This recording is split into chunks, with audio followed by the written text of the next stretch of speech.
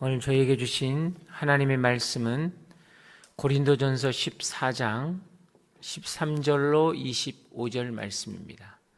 고린도전서 14장 13절로 25절 말씀입니다. 저와 한 절씩 나누어 읽겠습니다.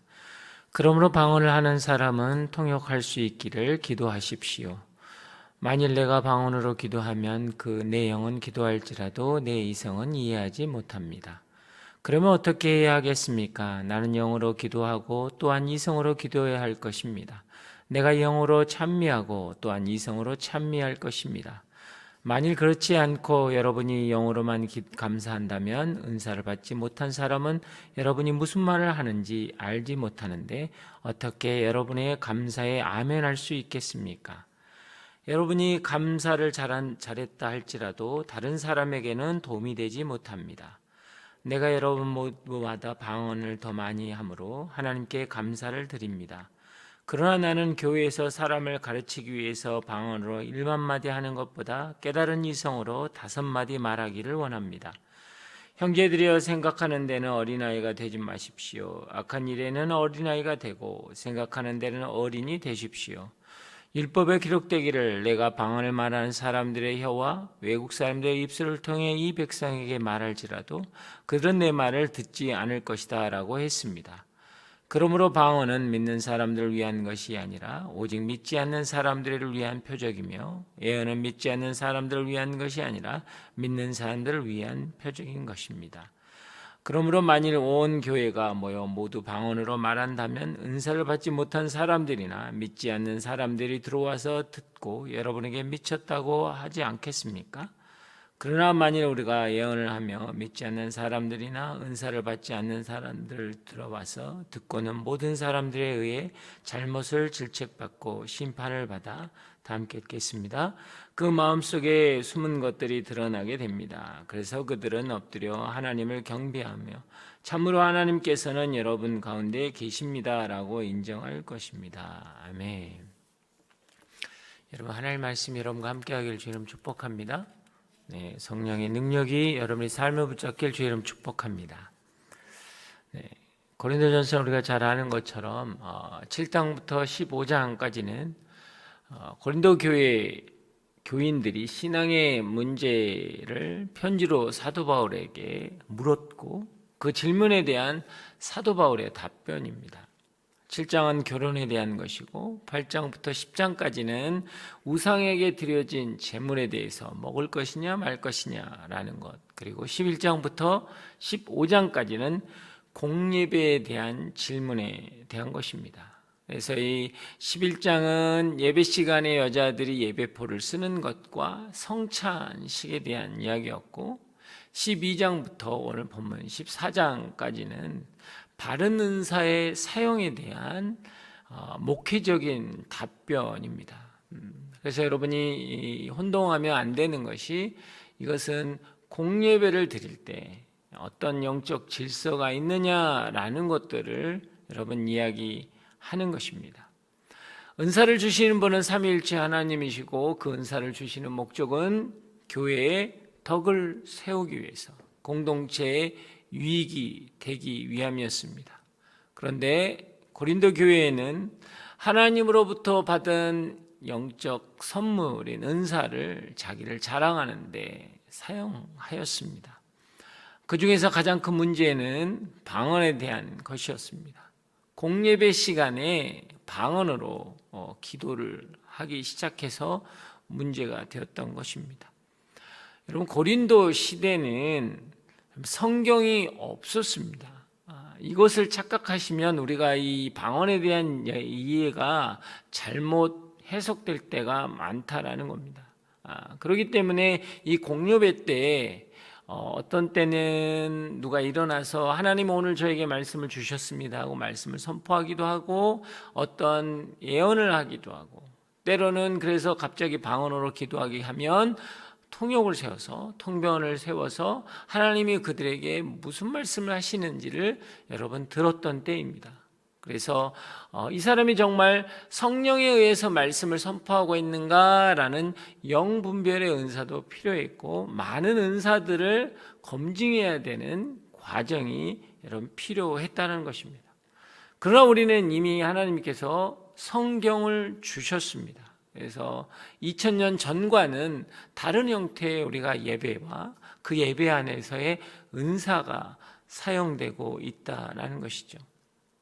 그래서 어떤 사람들은 은사를 지나치게 강조해서 방언을 성령을 받은 증표다라고 주장하기도 하고, 또 어떤 사람들은 은사들은 이미 사도시대에 끝났다라고 주장을 합니다. 그러나 지금도 성령의 주권적인 역사하심으로 방언을 포함해서 다양한 은사들이 우리에게 주어져 있음을 우리는 알아야 합니다.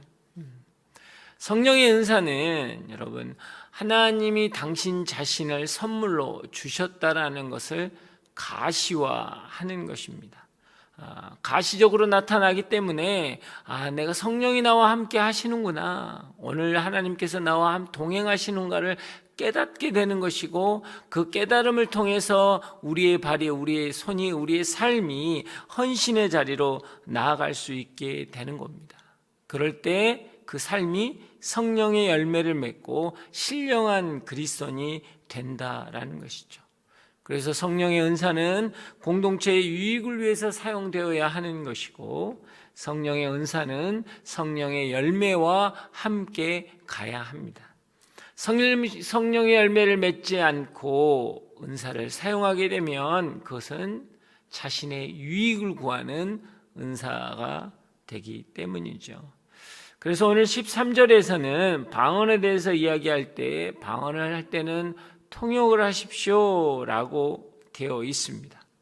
여러분, 방언 뒤에 항상 기도라는 단어가 붙는 것은, 방언은 하나님께 하는 것입니다. 그래서 이미 그 자체가 기도이고 이미 그 자체가 유익입니다. 그럼에도 불구하고 여러분, 방언은 교회와 공동체의 덕을 세우는 것이 아니라 자기의 덕을 세우는 것이기 때문에 그런 번에서는 제한적이다라는 거죠. 공예배에서 드려질 때를 이야기하는 것입니다. 그러면서 14절에는 왜냐하면 이성으로 이해하지 못하기 때문이다라는 것입니다. 무슨 말을 하는지 이성적으로 인지하지 못하기 때문에 이해하거나 깨닫거나 인격적인 삶의 변화가 일어나지 못하고 거기에 영향을 주지 못한다라고 이야기하고 있습니다. 그리고 15절에 보면 나는 영어로 기도하고 또한 이성으로 기도합니다 라고 되어 있습니다. 우리의 기도는 감정의 유의가 아니라 영적인 성숙이 있어야 한다라는 것이죠. 때로는 우리가 소위 영적이라는 명목하에 이루어지는 어떤 기도나 찬송이 교회 전체의 유익이나 때로는 어떤 축복을 벗어나면 그것은 위험하고 어려움이 있다라고 이야기하고 있는 것이죠. 그래서 예배에 참여할 때 교회의 덕을 세우는 것을 생각하지 않고 어떤 자기의 마음대로 행동하는 것은 성령의 역사라고 볼 수 없다라고 이야기하는 것입니다. 그래서 16절에 보면 그런 예로 만약에 대표기도 같은 것을 하나님께 감사하고 회중을 축복하는데 그것을 방언으로 기도한다라고 하면 회중은 그것을 알아듣지 못하기 때문에 그 기도에 동의한다라는 아멘이라는 소리를 할 수 없다라는 것입니다. 어떤 이야기를 하는지 모르니까 내가 아멘이라고 할 수 없고 아멘으로 할 수 없다라는 것은 나의 신앙 고백이 들어가지 않는다라는 거죠.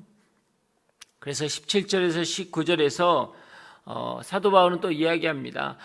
그럼 혹시 사도 바울이 방언을 못하기 때문에 또 이렇게 폄하하는 게 아니냐라고 할까봐, 아니 나는 누구보다도 방언으로 기도 많이 합니다. 그러나 당신들 앞에서는 내가 공개적으로 하지 않았다라는 것입니다. 여러분, 주님의 몸된 교회라는 것은 나, 너, 우리 라는 단어가 존재해야 하는 것입니다. 그래서 때때로는 주님이 나와 당신 그리고 우리를 사랑합니다 라는 이 5마디의 말이 공동체를 살리고 공동체에 깨달음을 줄 수 있다라는 것이죠. 하나님이 인격적이듯이 여러분 은사도 성령과 인격적인 교류를 통해서만 여러분 이루어지는 것입니다. 그래서 19절에는 방언에 1만 마디를 하는 것보다 어떤 깨달은 이성으로 5마디 말하기를 원한다라고 되어 있습니다. 사랑하는 여러분, 우리가 교회를 생각할 때 여러분 성도와 교인이라는 단어는 전혀 다른 뜻을 가질 수 있습니다. 교회를 출석한다라는 것과 바른 교회 생활을 한다라는 것은 여러분 다를 수 있다라는 거예요. 그리스도인들이 자신의 유익을 위해서 교회를 출석할 수 있습니다. 이것은요, 좋은 시작 포인트일 수는 있어요. 내가 구하는 게 있고 필요한 게 있고 내가 회복돼야 될 것이 있고 어떤 나의 요구에 따라서 그런 간절함을 가지고 교회에 나오는 것, 이것은 그리스도인의 시작 포인트일 수 있다라는 거죠. 그러나 예수 그리스도를 인격적으로 만나고 성령을 체험하면서도 자기만을 위해서 교회를 다닌다면 여러분 그것은 1만 마디의 방언으로 끝나는 것과 다르지 않다라는 것입니다. 나의 필요와 유익을 위해서 교회에 왔는데 예수 그리스도의 사랑과 십자가 은혜를 체면한다면 내가 그리스도인으로 살아가는 것이 무엇인가를 여러분 알게 되는 것입니다. 주님의 몸된 지체로 성도를 사랑하고 섬기는 삶을 사는 것, 이것을 깨닫고 이것을 살아냄으로써 결국 그것이 나 자신의 유익이 되는 것이지요. 사랑하는 여러분, 그렇습니다. 자기를 위해서 1만 마디의 말을 하지 않았지만 깨달은 5마디의 말의 작은 섬김과 헌신을 통해 삶에서 성령의 열매를 맺고 신앙의 성숙을 가져온다면 결국 그것은 희생이지만 내 자신에게 유익이라고 성경은 이야기하고 있다라는 것입니다. 1만 마디의 방언을 하는 사람은 평생 자신의 유익을 위해서 교회에 다니는 사람입니다. 그런데 자신이 깨달은 그 5마디 말 한마디가 하나님의 받은 은혜가 내가 삶으로 연결되었을 때 결과적으로 그것은 하나님 앞에서 내 자신의 유익이 될 수 있다라는 것이죠. 그래서 이 영역을 우리가 분명히 알아야 합니다. 그리고 여기서는 공예배라는 단어가 있기 때문에 방언은 이성적으로 많은 사람들이 깨닫지나 이해하지 못하기 때문이라는 전제 조건이 있습니다. 그러나 여러분, 방언에 대한 개념을 이해할 때 가장 중요한 것은 여러분 내 배에서 생수의 강이 흘러 넘친다는 것처럼 내 영혼에서 나오는 성령의 목소리입니다. 성령의 충만함이 전제되어지는 방언은 다른 해석이 있어야 합니다. 우리가 방언을 입술로 그냥 혀가 움직이는 것으로만 따지면 무익하다라는 이야기를 합니다. 영은 유익하되 너의 이성은 유익하지 않다라는 게 맞는 말일 수 있습니다. 그러나 방언은 성령의 은사이고 내가 성령의 충만함을 받았다면 이건 다른 이야기입니다. 방언의 기도를 통해서 내가 나를 드러내지 못했던 어두운 영역, 내가 나를 깨닫지 못했던 죄의 영역이 성령의 탄식으로 쏟아져 나와 나를 회복시키게 하는 유익이 있습니다. 그래서 우리가 개인적으로 하나님 앞에 기도할 때 방언의 유익은 반드시 있는 부분입니다.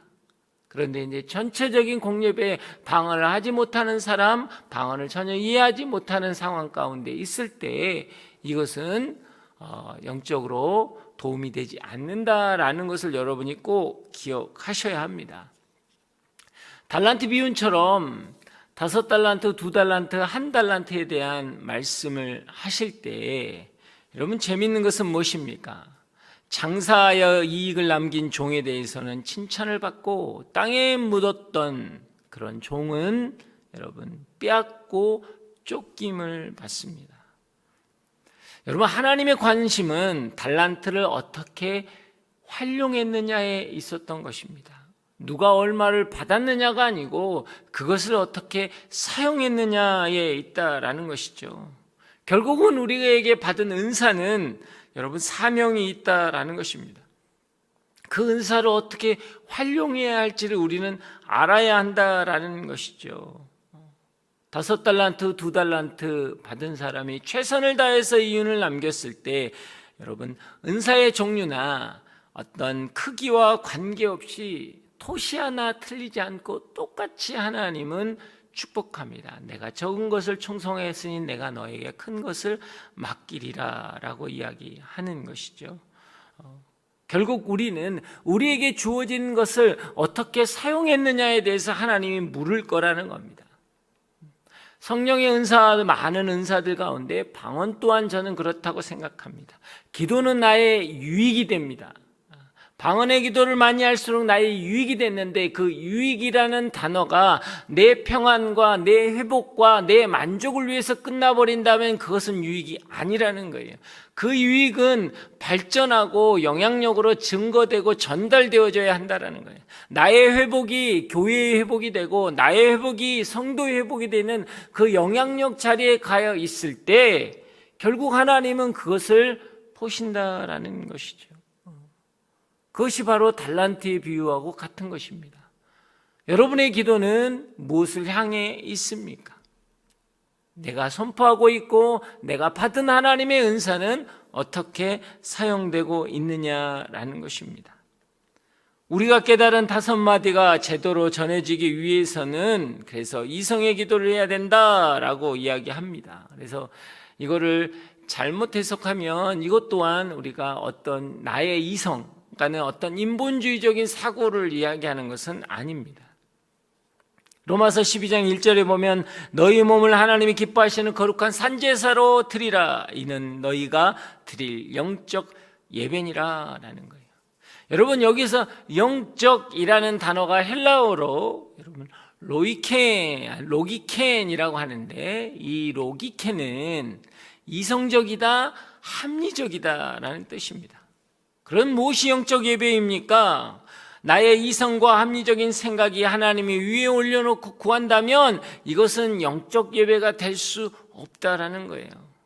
교회에 와서 여러분 열정적으로 찬양하고 뜨겁게 기도하는 것으로 영적 예배라고 착각하지 말라라는 거예요. 매일매일 우리의 삶에서 합리적이고 이성적으로 느끼고 인정할 만큼 나의 삶의 태도가, 나의 언어가, 나의 행동이 드러나는 것, 하나님께 드려지는 것, 이것이 바로 영적 예배라는 거예요.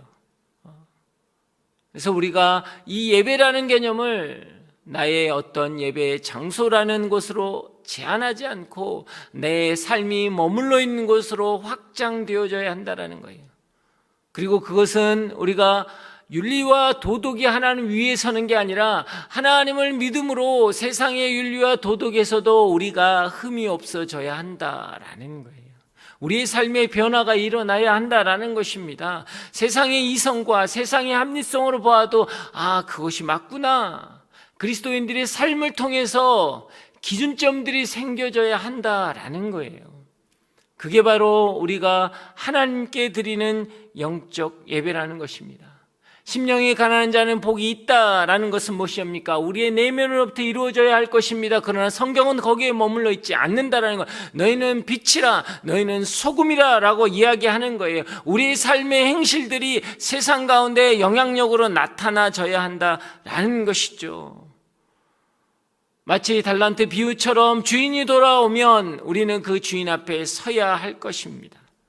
그럴 때 우리는 그 주님께서 주인께 받은 그 은사, 받은 삶에 대해서 우리는 어떻게 활용했는지, 사용했는지에 대해서 분명히 하나님께 보여줘야 할 것입니다.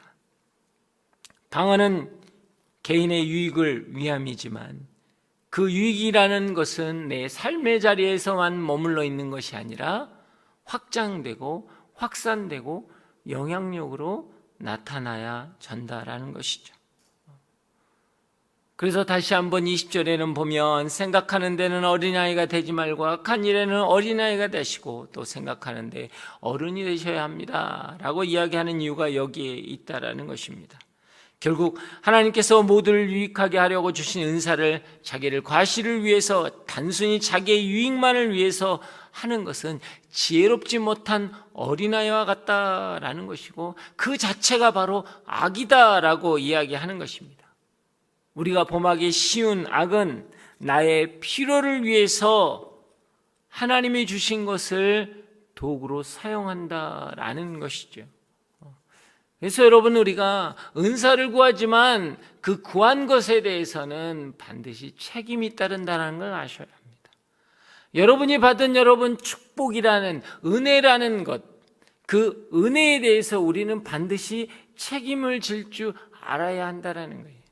우리 인생의 모든 은혜는 은혜로 끝나면 여러분 그것은 잘못되면 저주로 갈 수 있다라는 거예요. 가룟 유다를 보십시오. 가룟 유다는 수많은 이적과 기적을 경험했습니다. 산상수훈으로부터 시작해서 자기가 태어나서 한 번도 듣지 못했던 진리를 들었습니다. 여러분, 그것은 은혜였어요. 그러나 안타깝게도 그는 은혜가 믿음의 자리로 가지 못했습니다. 여러분이 매일 주일날 새벽에 많은 말씀들을 듣습니다. 그것을 통해 여러분이 받은 은혜가 있게 되는 거예요. 근데 그 은혜가 믿음의 자리로 가지 못한다면 그것은 우리에게 단순히 축복이 될 수 없다라는 거예요. 그렇습니다. 우리가 보면 바로가 10가지 재앙을 만나죠. 10가지 재앙은요, 저주인 것 같지만 그 삶에는 은혜였어요. 왜요? 그가 지금까지 믿고 있던 신은 신이 아니라는, 그리고 여호와 하나님, 그 하나님이 진정한 신이라는 것을 깨닫게 하시는 하나님의 은혜라는 거거든요. 그러나 그것은 바로에게 은혜가 되지 못했습니다. 그것은 강팍함으로 나갔다라는 거예요. 이게 여러분 너무나 안타까운 거예요. 여러분이 은혜의 자리에 머물려고 하면 이런 현상이 나타날 수밖에 없습니다. 받은 은혜에 대해서 믿음의 자리로 나가야 하는 거예요. 나의 개인적인 구체적인 언어로 표현되어져야 한다라는 거예요. 그럴 때 우리는 내 안에 살아계신 하나님을 경험하는 것이고 굳건한 반석 위에 서는 것이고 우리의 믿음이 온전해지는 것입니다. 그래서 오늘 마지막에 보면 이 일을 통해서 질책을 받고 심판을 받고 마음속에 드러나게 된다라고 이야기하는 거예요. 우리가 나의 깨달은 말씀이 증거되면, 나의 받았던 은혜가 믿음으로 선포되기 시작하면 그것을 통해서 여러분 그 자신의 어떤 삶에 대해서 깨달음이 생기고 하나님의 심령이 그 마음에 떨어짐으로부터 여러분 그들의 죄를 드러내고 그들의 인생의 하나님 앞에 나오는 놀라운 역사들이 있다라는 거예요. 그래서 25절에는 결국 이렇게 이야기합니다. 그들이 하나님 앞에 경배하지 않겠느냐라는 거예요. 그리고 이분이 참 하나님이셨구나라고 해서 이제는 말씀을 증거하는 자로 또 나아가게 되지 않겠느냐라는 것입니다. 오늘날 교회의 문제점은 무엇입니까? 말씀을 전하는데 전하는 자나 듣는 자나 이런 것이 없다라는 거예요. 여러분, 오순절날 베드로가 말씀을 선포했을 때, 그가 받은 말씀을 증거했을 때 사람들은 어떻게 했습니까? 그들의 양심이 심히 찔렸다라고 되어 있습니다. 오늘날 이게 우리에겐 빠져 있다라는 거예요. 내 양심의 찔림이 없이 복을 구하고 회복을 구하고 평안을 구한다라는 거예요. 말씀이 내 안에 오면 가슴에 찔림이 있고 찔림을 통해 회개와 함께 구원의 역사가 일어나는 것입니다. 여러분, 말씀의 거울 앞에 서면 하나님의 말씀은 살았고 운동력 있어 좌우의 날쌘 검보다 예리하여 혼과 영과 관절과 골수를 찔러 쪼개기까지 하며 그 또한 마음과 생각과 뜻을 판단한다라는 거예요. 우리의 혼과 영과 우리의 마음과 생각을 판단하신 하나님이라는 것입니다. 여러분, 신앙생활은 욕구 충족이 아니라 말씀의 찔림을 통해서 날마다 삶 속에서 성숙해 나아가는 것을 이야기하는 것입니다. 결국 우리는 그것을 통해 사람들이 하나님 앞에 경배하고 그 하나님을 증거하게 된다라는 것이죠. 말씀의 운동력이 우리 안에 살아 숨쉴 때 성령의 역사하심과 충만함이 우리 안에 있다라는 거예요.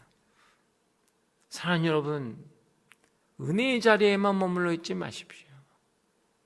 받은 은혜를 믿음의 자리로 가야 합니다. 오순절 성령의 역사는 바로 그것이었습니다. 그들이 이미 부활하신 예수님을 경험했습니다. 그럼에도 불구하고 그들은 기도했고 성령의 역사가 있었을 때 그들은 뛰어나가서 말씀으로 선포하기 시작했다라는 거예요. 베드로는 공회 앞에서 두렵고 떨림으로 예수님을 3번 부인했던 인생이었지만 성령의 충만함을 받고 난 다음에 공회 앞에 가서 너희가 버린 돌이 먹힌 모퉁이 돌이 되었다. 예수 그리스도 외에는 구원할 이름을 우리에게 주지 않았다라고 담대하게 선포함으로 그들이 깜짝 놀라 당황했다라고 성경은 나와 있는 거예요. 여러분, 이것이 우리의 모습이 되어야 되는 거예요. 성령 충만함, 기도 가운데 나아가는 인생의 삶은 이렇게 달라져야 한다는 거예요. 믿음의 삶으로 나아갔을 때 우리의 인생은 변화된다는 거예요. 그 은혜가 여러분 가운데 있길 주의 이름으로 축복합니다.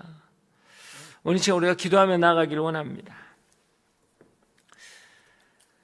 하나님, 그렇습니다. 우리의 삶의 자리, 이미 하나님이 주신 은혜가 너무나 많습니다. 그러나 그 은혜가 믿음의 자리로 가지 못했기에 이제는 더 큰 은혜를 구하고 있습니다. 받은 은혜를 세워보지 못하고 내가 받고 싶은 은혜에 붙잡혀 있는 내 인생, 이제는 믿음의 자리로 나아가길 원합니다. 이곳에 내가 머무를 수 있는 것도 은혜요. 그 가정, 그 자녀를 함께 할 수 있는 것이 은혜입니다. 이제는 그 은혜의 자리에서 내가 믿음으로 선포하길 원합니다. 하나님의 주권을 선포하고 하나님의 역사를 선포하고 성령의 충만함을 선포할 때 우리 안에 놀라운 역사가 일어나게 하여 주시옵소서. 주님 은혜 내려 주시옵소서. 다 함께 주여 외치고 기도합니다. 주여. 사랑의 하나님 아버지, 그렇습니다.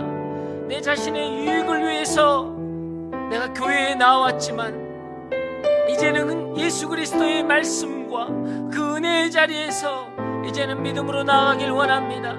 나만을 위해서 교회 다니는 나의 교회 생활이 되지 않게 하여 주시고, 하나님, 정말 예수 그리스도가 살아계시고 그 믿음으로 증거될 때 하나님, 우리의 삶이 하나님 변화되고 그것을 통해서 하나님, 성도들이, 교회가, 내 가정이 하나님의 놀라운 역사에 하나님 통로가 되게 하여 주시옵소서.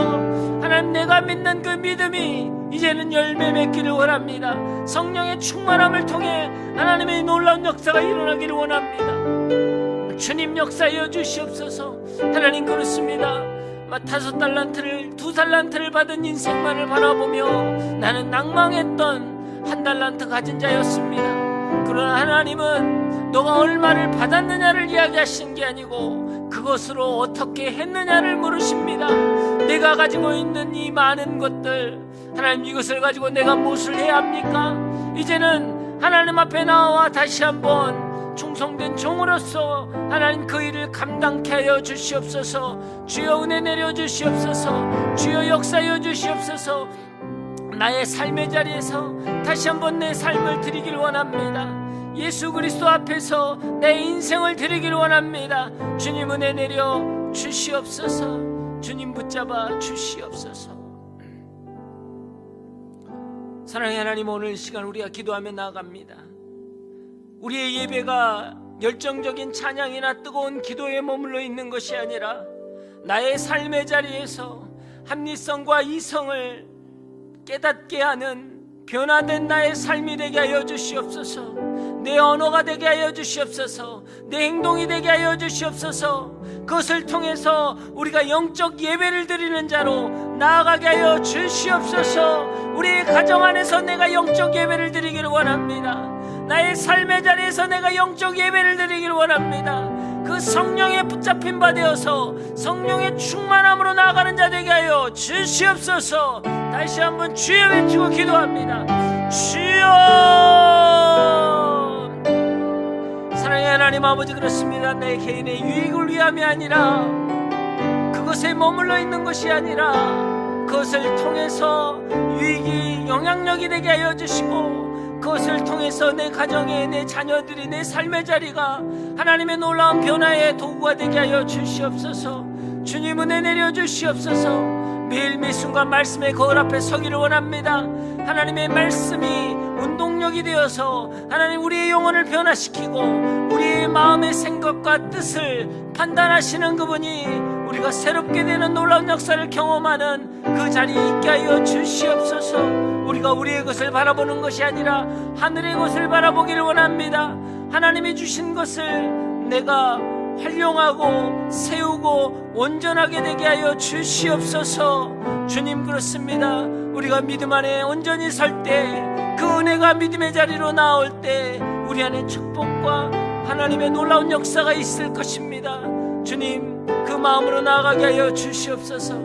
그 인생이 되게 하여 주시옵소서. 주님, 붙잡아 주시옵소서.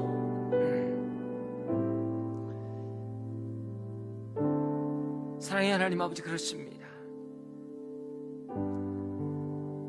이미 하나님이 주신 은혜, 그 은혜를 이제는 믿음으로 바꾸기를 원합니다. 성령께서 우리와 함께 하시기에 우리의 입술의 기도는 능력이 될 것입니다. 우리의 마음의 선포는 하나님의 나라가 될 것입니다. 주님, 역사하여 주시옵소서. 내가 무엇을 받았느냐, 내가 무엇을 알았느냐가 아니라 그것을 가지고 내가 어떻게 살았느냐를 하나님 앞에 다시 한번 묻고 고백하고 나아가는 인생 되게 하여 주시옵소서. 주님, 역사하여 주시옵소서. 이제는 우리 주 예수 그리스도의 은혜와 하나님의 그 크신 사랑과 성령의 교통하심과 만지심이 오늘 이 시간 은혜의 자리에서 믿음의 자리로 주신 것을 감사함으로 사용하기를 고백하는, 여기에 머리 숙이는 한 분 한 분 위에, 이분들의 인생과 가정과 삶의 터전과 자녀 위에, 이 나라와 이 민족을 위해, 저 북녘 땅과 우크라이나 땅 위에 지금부터 영원히 함께 하시기를 간절히 축원하옵나이다. 아멘.